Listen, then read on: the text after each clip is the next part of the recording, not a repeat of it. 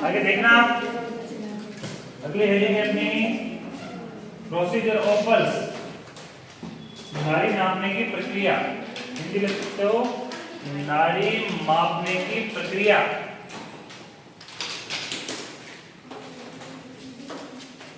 नाड़ी मापने की प्रक्रिया।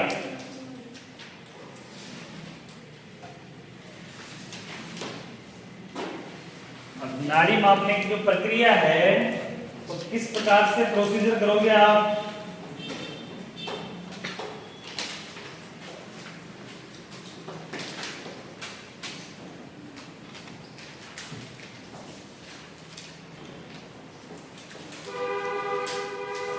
अब एक विशेष करके ध्यान देना कि नाड़ी किस किस जगह पर नापते हैं, कौन कौन से स्थान पर नाड़ी नहीं चेक की जाती है, कौन कौन सी स्थिति में नाड़ियां नहीं चेक की जाती है। तो पहला है इसके अंदर प्रक्रिया में फर्स्ट पॉइंट लिखना,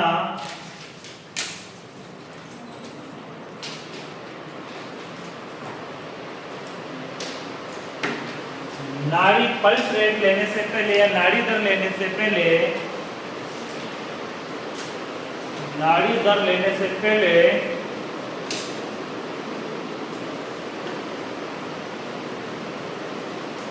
नाड़ी दर लेने से पहले रोगी को सूचित कर देना चाहिए। नाड़ी दर लेने से पहले रोगी को सूचित कर देना चाहिए।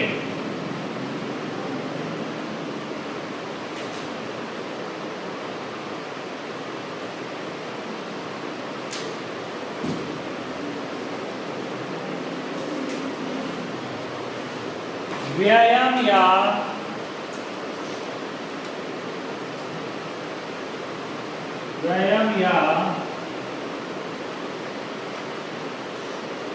भोजन से पहले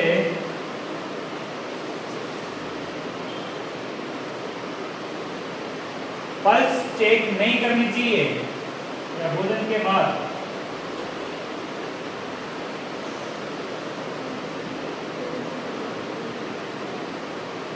भोजन के बाद पल्स रेट चेक नहीं करनी चाहिए।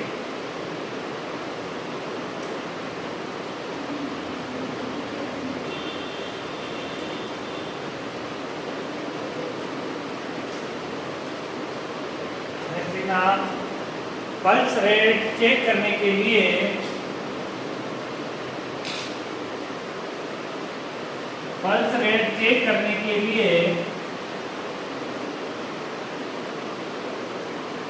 रोगी को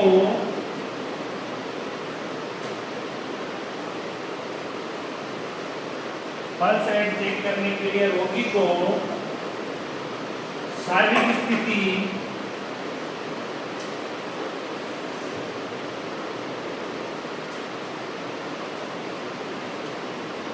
स्थिति का चुनाव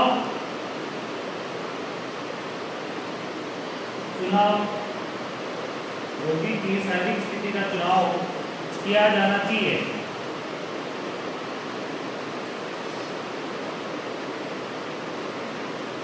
अगली हेडिंग लगाओ प्रोसीजर। प्रोसीजर में वही सारणी,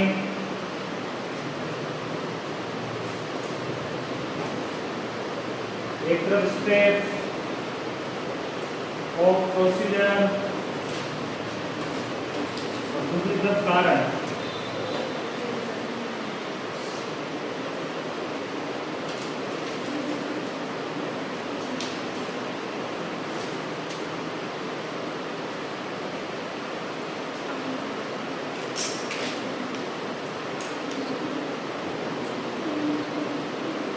लाइन खींचो तो प्रोसीजर का ज्यादा हिस्सा रखना और कारण का कम रखना। कारण छोटे होंगे इसमें प्रोसीजर बड़ा होगा।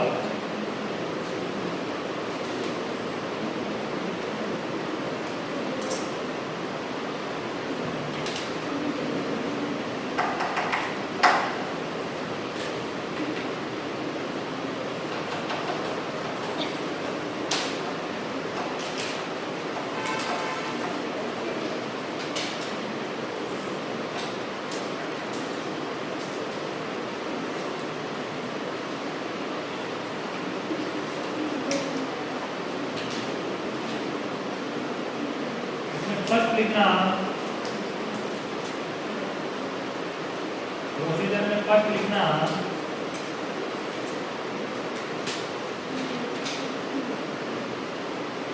नर्स को हिंदी में क्या कहा जाता है?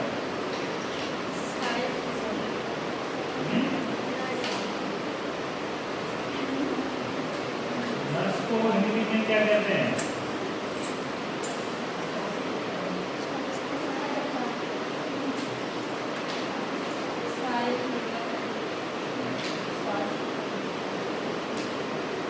नर्स को हिंदी में क्या कहा जाता है?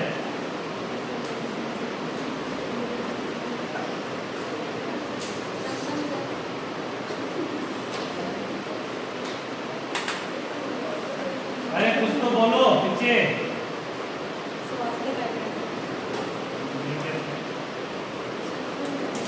नर्स को क्या कहते हैं?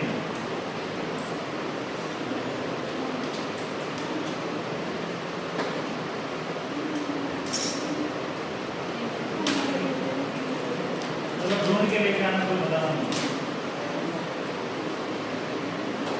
नर्स को नाड़ी की दर को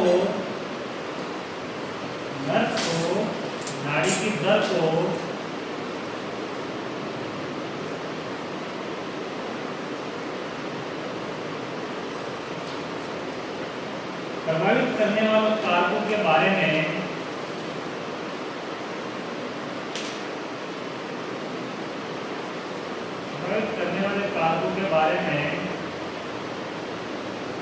जानकारी होनी चाहिए।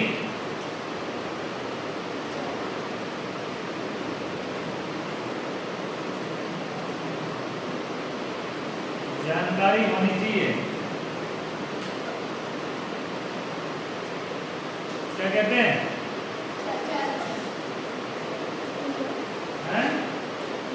खड़े होकर बताओ। उपचारिका। अच्छा बताया आपके और भी कारण में लिखना नाड़ी दर का सही मापन करने हेतु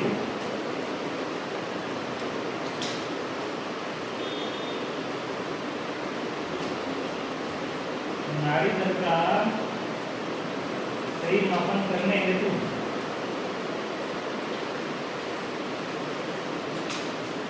सेकंड पॉइंट लिखना रोगी को प्रक्रिया अच्छी तरह समझा देना चाहिए। रोगी को प्रक्रिया अच्छी तरह समझा देनी चाहिए। रोगी को प्रक्रिया अच्छी तरह समझा देनी चाहिए।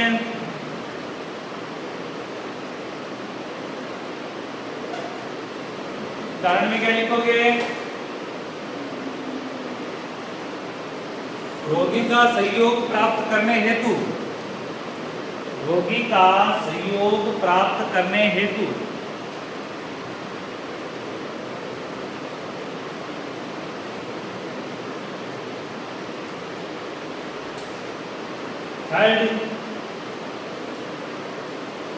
तीसरा पॉइंट लिखा प्रक्रिया प्रारंभ करने से पहले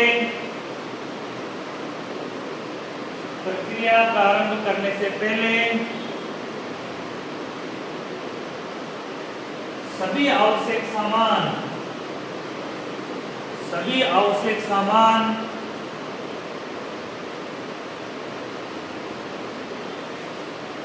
तैयार कर लेने चाहिए।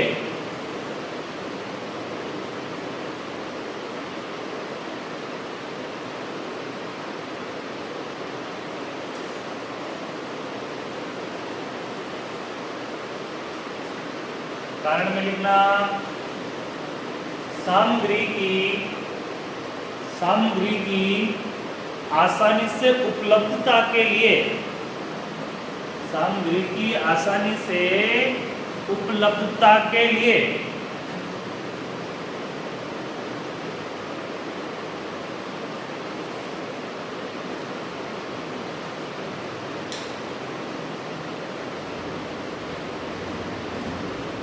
लिखना प्रक्रिया के दौरान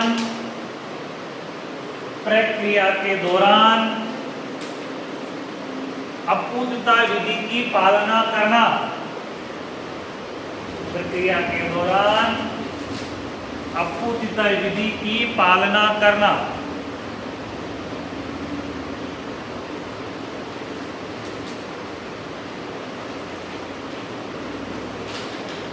प्रक्रिया के दौरान अपूर्णता विधि की पालना करना।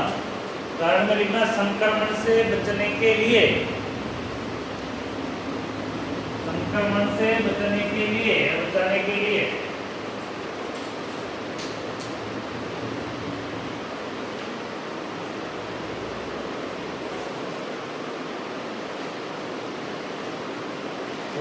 रोगी को आरामदायक स्थिति में लेटाना,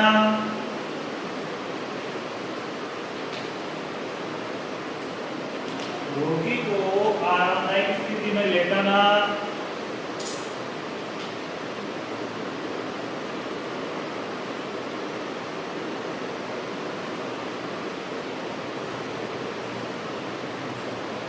रोगी को आराम देने के लिए, कारण लिखना रोगी को आराम देने के लिए,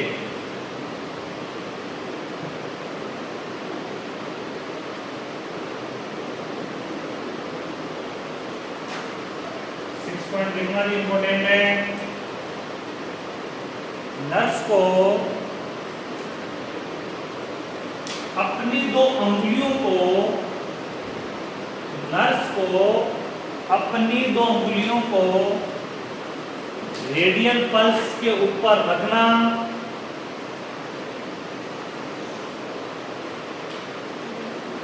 रेडियल पल्स के ऊपर रखना। नर्स को अपनी दो अंगुलियों को रेडियल पल्स यानी हाथ की पल्स के ऊपर रखना एवं अंगूठे को कलाई के नीचे रखना चाहिए। अंगूठे को कलाई के नीचे रखना चाहिए। कैसे? दो उंगलियां ये ऊपर की साइड रेडियल पल्स पर और अंगूठा कैसे? कलाई के नीचे, इस प्रकार से रखना चाहिए।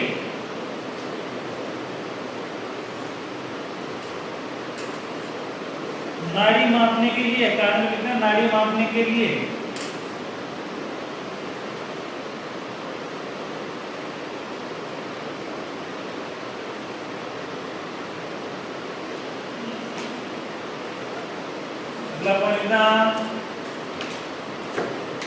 नाड़ी की गति को महसूस करना,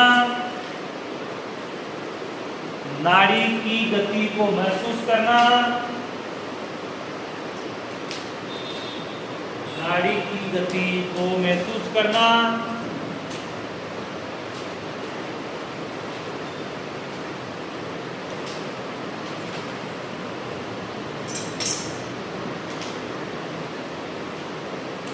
एवं 30-30 सेकंड तक 2 बार गिनना, एवं 30-30 सेकंड तक 2 बार गिनना।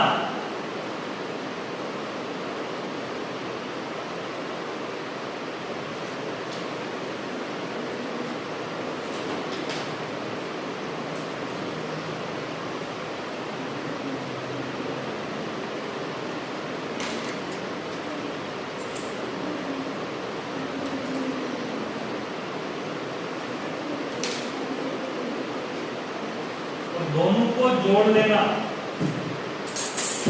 दोनों को जोड़ लेना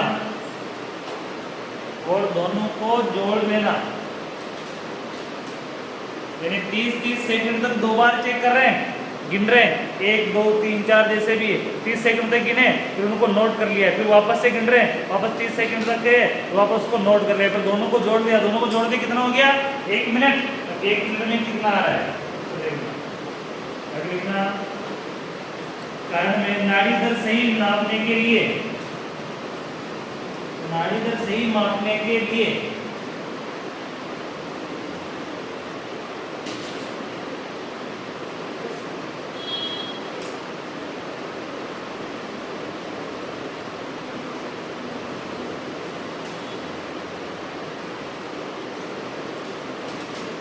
पल्स रेट को TTR चार्ट में नोट करना,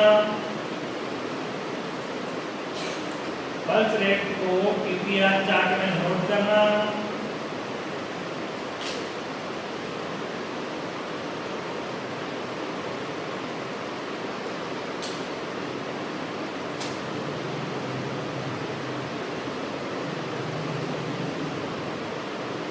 लास्ट लिखना, नाड़ी असामान्य होने पर, नाड़ी असामान्य होने पर डॉक्टर को सूचित करना। नाड़ी असामान्य होने पर डॉक्टर को सूचित करना।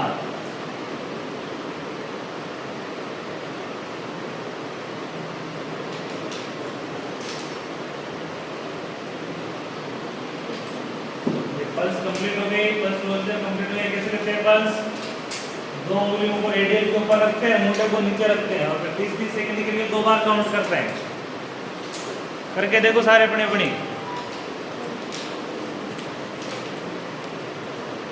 अरे अपनी अपनी पल्स चेक कर लो, जीवित तो हो सभी हैं? लेकिन चेक करके देखो।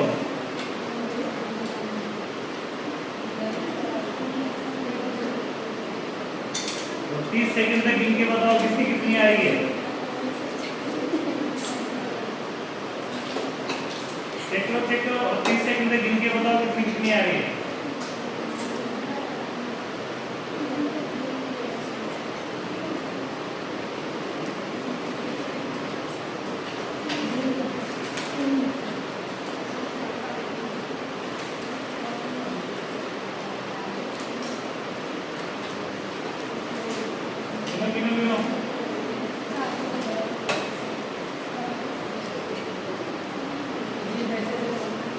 और किसी की चल रही है?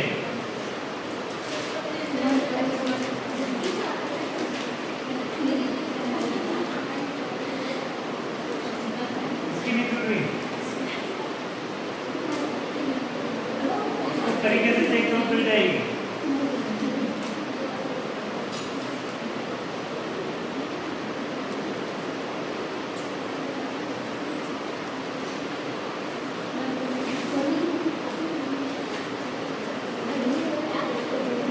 बातें नहीं, आयुर्वेद के अंदर इस पल्स की विशेष स्टडी होती थी। आपका तो पता नहीं, आयुर्वेद के अंदर पल्स का एक विशेष प्रकार का अध्ययन किया जाता था। पल्स के अंदर वो अध्ययन इस प्रकार का होता था कि आज अपन उसके बारे में कल्पना भी नहीं कर सकते। यानी पल्स को उस प्रकार समझाया जाता था कि जिसकी आज अपन कल्पना भी नहीं कर सकते। उस समय की जो अभी भी वेद है, नाड़ी को चेक करके बहुत से पता लगता है। नाड़ी को चेक करके अपने ने क्या खाया है, क्या नहीं खाया, ये चीजें बता देते हैं। प्राचीन काल में जो पुराना काल है ना, आज से मान के चलो कि 100-200 साल पहले, उस समय प्रेगनेंसी का पता नाड़ी से चलाया जाता था। इसका पता, प्रेगनेंसी का पता वैसे 4th मंथ के बाद ऑटोमेटिक चल जाता है, लेकिन जैसे मॉर्निंग सिकनेस होती है फर्स्ट मंथ में, जब प्रेगनेंसी का पहला महीना स्टार्ट होता है तो उसमें मॉर्निंग सिकनेस होती है। उस मॉर्निंग सिकनेस की वजह से क्या होती है? वोमिटिंग होती है। क्या होती है? उस उल्टियों का सीवियर कंडीशन में ट्रीटमेंट करने के लिए वैद्य जी के पास जाया करते थे।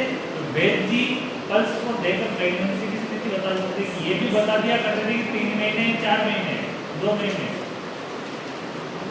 पल्स को देखकर बीमारियों का अनुभव कर लिया जाता था। तो पल्स को देखकर क्या खाया है, क्या नहीं खाया, उसका भी पता चल लिया।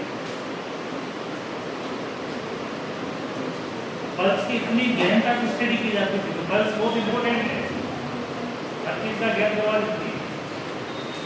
अगले हेडिंग लगाओ रेस्पिरेशन।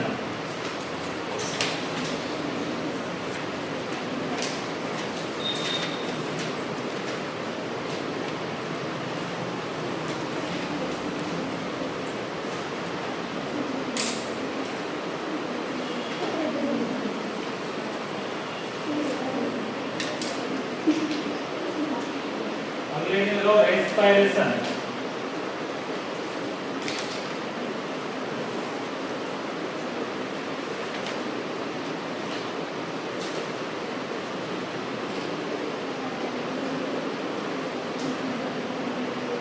रेस्पिरेशन,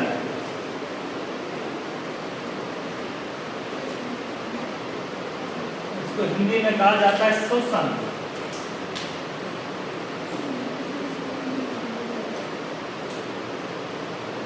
हिंदी में कहा जाता है इसको श्वसन।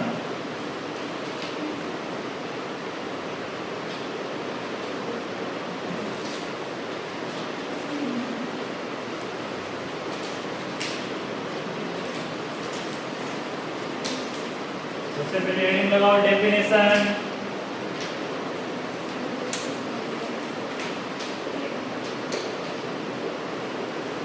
डेफिनेशन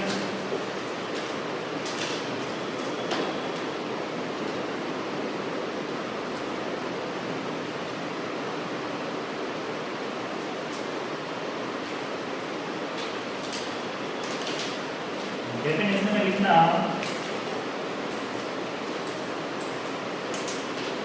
वायुमंडलीय गैसों का वायुमंडलीय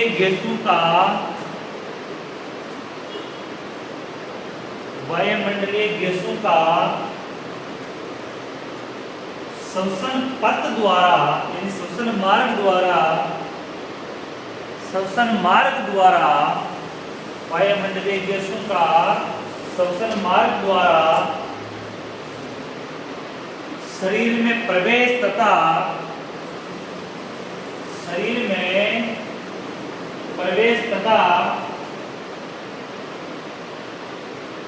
गैसीय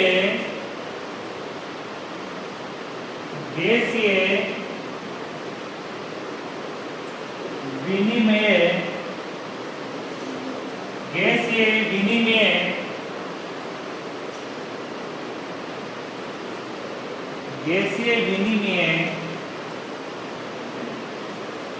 के बाद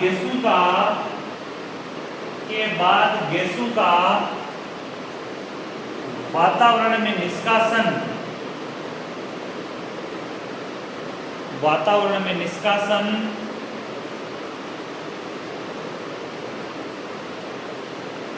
श्वसन क्रिया कहलाता है। श्वसन कहलाता है।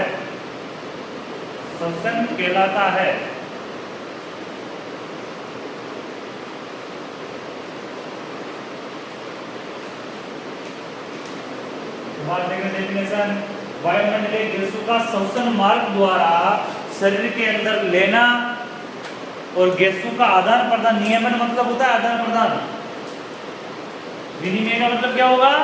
आदान प्रदान। गैसों का आदान प्रदान करने के बाद गैसों को वापस निष्कासित करना क्या कहलाता है? श्वसन।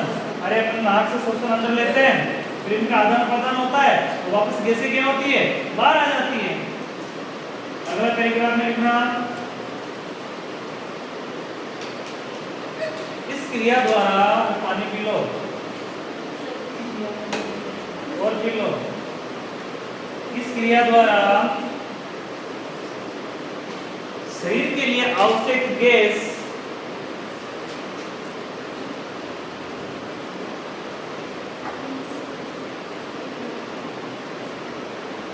ऑक्सीजन यानी O2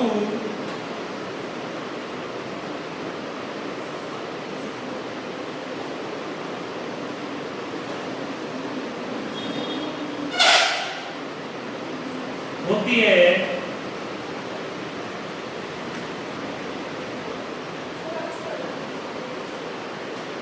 इस क्रिया द्वारा शरीर के लिए आवश्यक गैस O2 होती है। O2 यानी ऑक्सीजन होती है, जिसको शरीर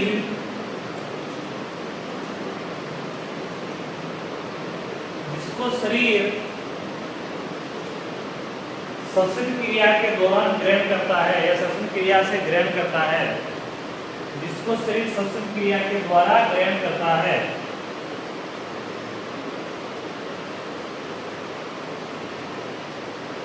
एवं विषैला प्रभाव करने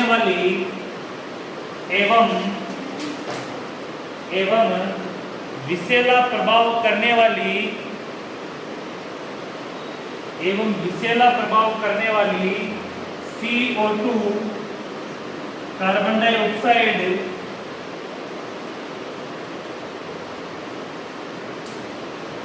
को बाहर निकाला जाता है।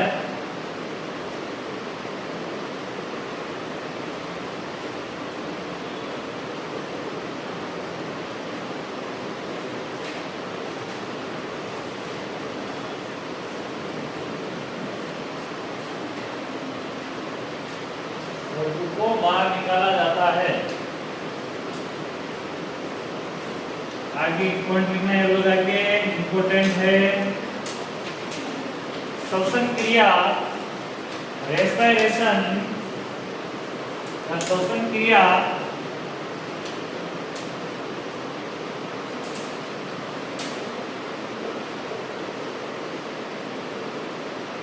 तीन चरणों में पूरी होती है।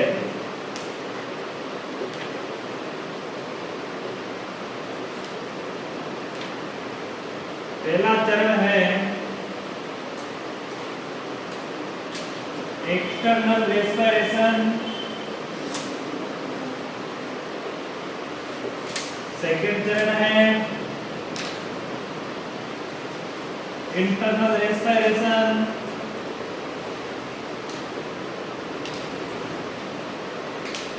और थर्ड चरण है पॉज।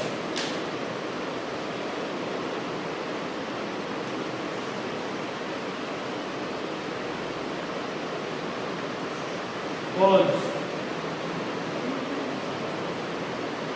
यानी विश्राम अवस्था, पॉज यानी रुकना, विश्राम अवस्था।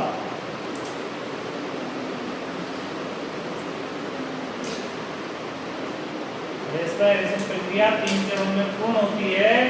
एक्सटर्नल रेस्पिरेशन, इंटरनल रेस्पिरेशन और पॉज।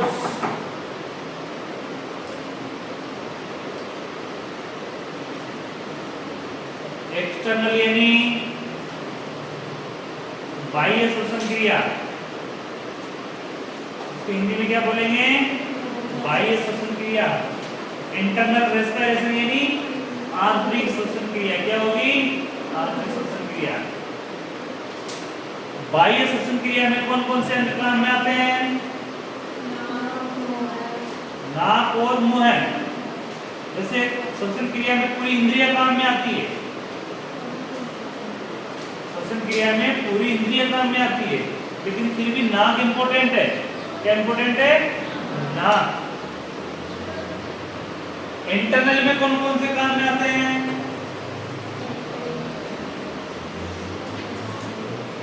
इंटरनल में कौन से काम आते हैं?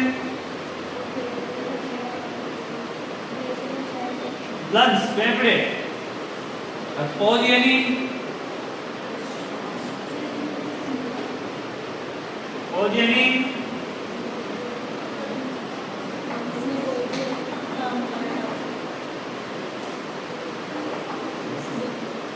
उसका मतलब होता है श्वसन क्रिया ले रहे हैं और लेने के बाद अंदर पहुंची हवा वापस छोड़ने के बीच में जो समय होता है, यानी कि श्वसन क्रिया लेने और वापस हवा निकालने के बीच का जो समय होता है, कुछ समय होता है, उसको बोलते हैं पॉज। पॉज यानी विश्राम की अवस्था। और उस विश्राम की अवस्था में क्या होता है? विनिमय, आदान प्रदान। क्या होता है? गैसों का ऐसा थोड़ी नहीं कि अपन जैसे सांस ले रहे हैं तो निकालते रहेंगे, लेते रहेंगे, जल्दी जल्दी नहीं करते हैं। एक समय होता है, नॉर्मल 1 मिनट में 10 से 12 बार श्वसन क्रिया की जाती है।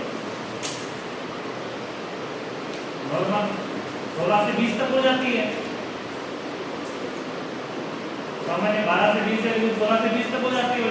तो कहाँ तक है श्वसन क्रिया? श्वसन लेने के और बाहर निकालने के बीच का जो गैप है वो क्या कहलाएगा? पॉज, विश्राम अवस्था। क्या कहलाएगा? पॉज। अब अंदर से सांस ले रहे हो, लेने की प्रक्रिया किसके द्वारा हो रही है? एक्सटर्नल के द्वारा। एक्सटर्नल नाक से अंदर ले रहे हो, अंदर जाने के बाद कहाँ पहुंची? चेस्ट में। चेस्ट में जाने के बाद चेस्ट में कौन है? लंग्स। लंग्स कौन सी प्रक्रिया करेंगे? इंटरनल। इंटरनल प्रक्रिया में क्या करेंगे? ऑक्सीजन को तो लेंगे और ब्लड को देंगे, और ब्लड से O2 को वापस लेंगे, और किसको देंगे? वापस हवा को देंगे। हवा क्या करेगी? नाक के द्वारा वापस बाहर निकल जाएगी। इस दोनों प्रोसीजर के बीच में जो ब्रेक होता है उस ब्रेक को क्या कहेंगे? पॉज। क्या कहेंगे उसको? पॉज। इंटरनल, एक्सटर्नल और पॉज, तीन चरणों में ये पूरी होती है। सबसे पहले हेडिंग लगाओ एक्सटर्नल रेस्पिरेशन।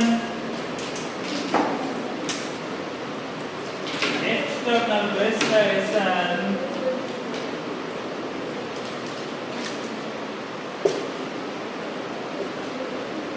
एक्सटर्नल रेस्पिरेशन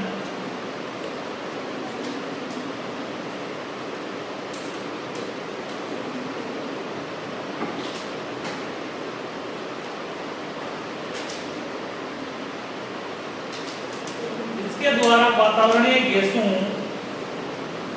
इसके द्वारा वातावरणीय गैसों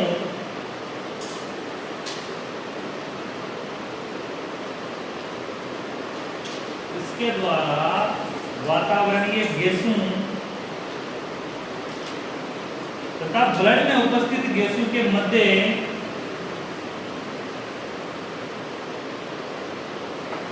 वातावरणीय गैसों तथा ब्लड में उपस्थित गैसों के मध्य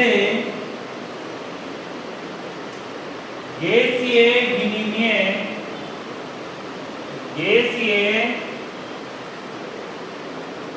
विनिमय होता है।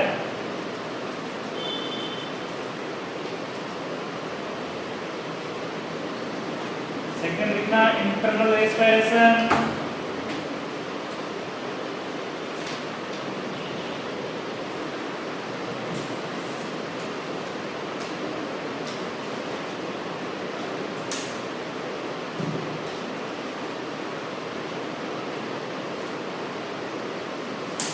आंतरिक श्वसन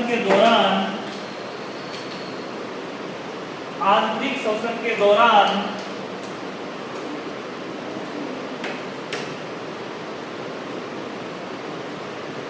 ब्लड में उपस्थित O2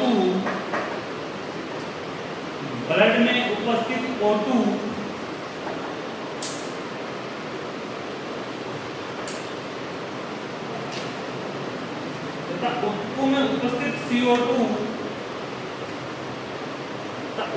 उपस्थित CO2 का विनिमय होता है।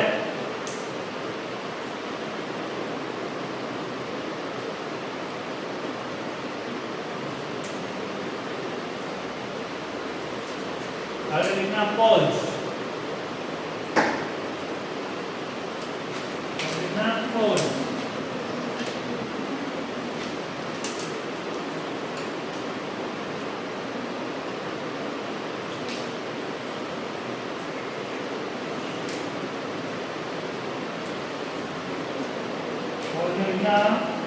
इस अवस्था में श्वसन चक्र कुछ सेकंड के लिए रुक जाता है। इस अवस्था में श्वसन चक्र कुछ सेकंड के लिए रुक जाता है।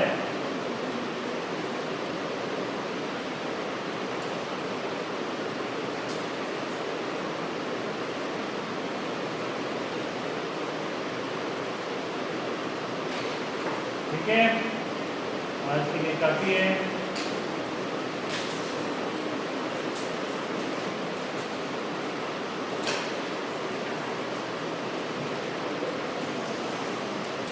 हो गया टाइम।